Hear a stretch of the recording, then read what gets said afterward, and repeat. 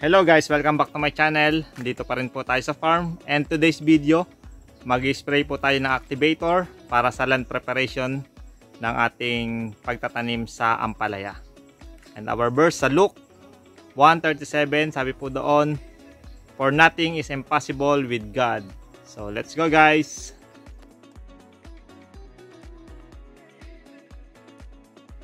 Ito na yung ating tubig, isang drum, 200 liters. Tapos ibabad na natin yung ating activator. Yan. 6 to 12 hours. Kaya ito, bukas ng umaga natin i-spray. Tapos ito, yan, ito yung itsura niya. Yan, ito, parang darak lang. Yan.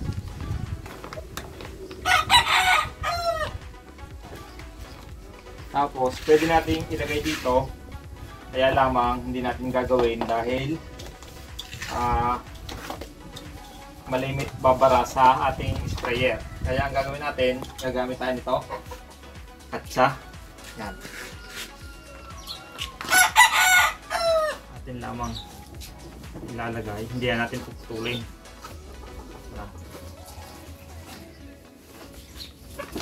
Ilagay na lang natin to. Nasa kilo.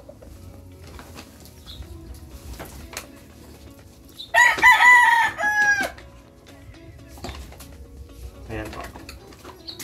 Yan, ilalagay.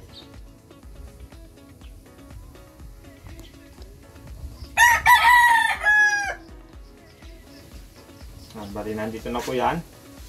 So, ito yung ating pinaka soil conditioner.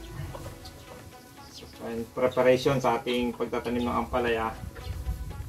Tapos, natin na lang itong tatalian. Parang nakatibag.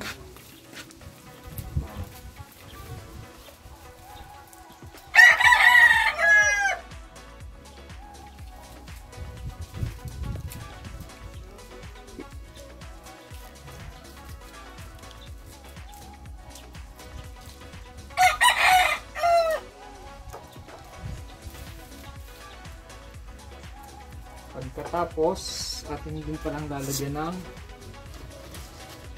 mabigat na bato para hindi lumutang. Nandun na tali dito.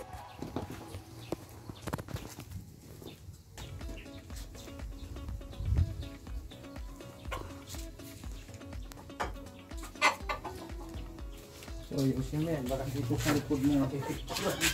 Atin na lang pong ilagay. Kita? Ay, nakacharge niya. Ayan. Lapit mo nga. Ayan. Makapansin nyo po, naalutang. Pero dahil may bato, unti-unti lumulubog. Pag nakalagay na sa tubig, atin ding piga-pigain. Ayan. Ang atin pong tubig na gagamitin ay hindi chlorinated. Kasi pag chlorinated, maaaring mamatay ang mga microorganisms. Ilayo lang. Baka malaglag ang cellphone sa tubig. Yan. Kita ga? Yan. Mapapansin nyo po, may nalabas na mga kulay ng darak. So, nandiyan na po yung ating mga good bacteria, good fungus. Yan.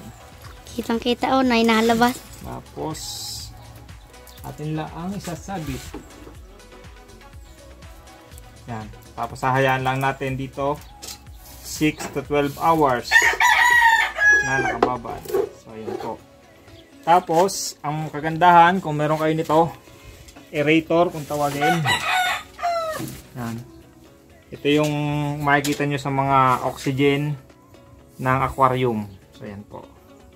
Nandun po yung makina. Yan. Yun. Yun yung makina. Tapos ilalagay lang natin ito.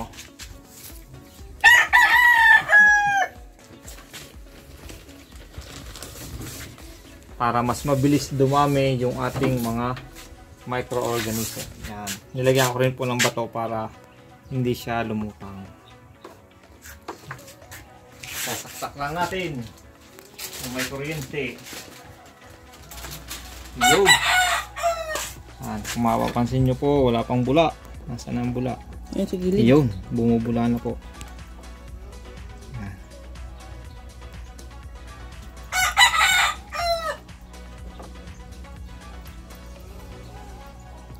So, bukas po ng umaga, i-spray tayo. Kasama itong ating mga poging-pogi. Yan, ang laki na katawan, oh. Ni Dodong. Tsaka ito si Ivan. Yan, kaway muna kay Lolo.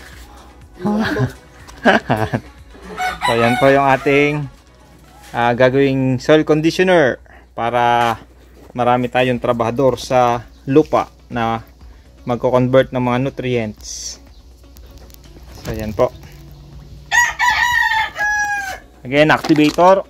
Kung gusto nyo pong subukan, pwede nyo po kong kontakin. Nandyan po sa description ang ating contact number at saka Facebook account. So, distributor din po tayo ng product na ito. Kaya pwede nyo po akong kontakin at tanungin.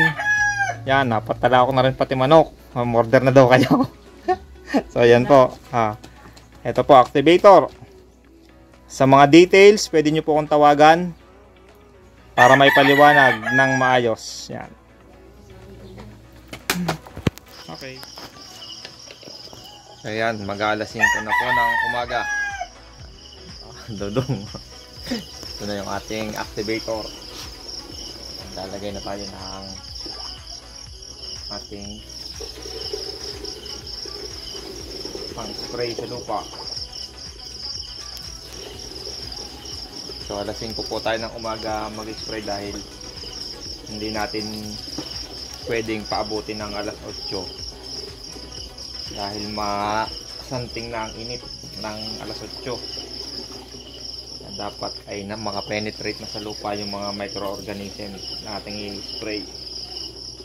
Kaya maganda ganitong malamig ang panahon. Pwede rin naman sa hapon mag-spray, dapat mga alas 4 or alas 5 onwards. Pero mas prefer ko pag ganito umaga dahil galing sa malamig ang panahon dahil gabi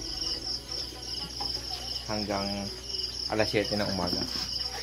Kasi pag hapon naman galing sa maghapong init, medyo mainit pa yung lupa, kaya mas prefer ko yung ganito na madaling araw. So, nasa inyo pa rin po yan. Depende sa inyo availability. So, ganun po. Bali, binabad natin to halos mahigit na 12 hours para makapag-multiply yung mga microorganisms bago natin i-spray. Yan. So, sa 1 kilong activator, ito po, isang puno, 200 liters ng tubig. Dapat hindi siya chlorinated. Yan po, i-spray na tayo. So yan, i-spray lang po natin sa lupa. At kung mapapansin nyo, dinadamay natin yung punuan ng sili.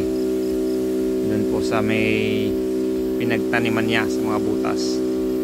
Para magkaroon din siya ng mga good microorganisms na magko-cultivate sa lupa na kanya tinataniman. And syempre yung gitna mismo na ating priority para sa pagtataniman natin ng ampalaya. So yan, hanggang dito na lang po. Thank you sa panonood. God bless and to God be the glory.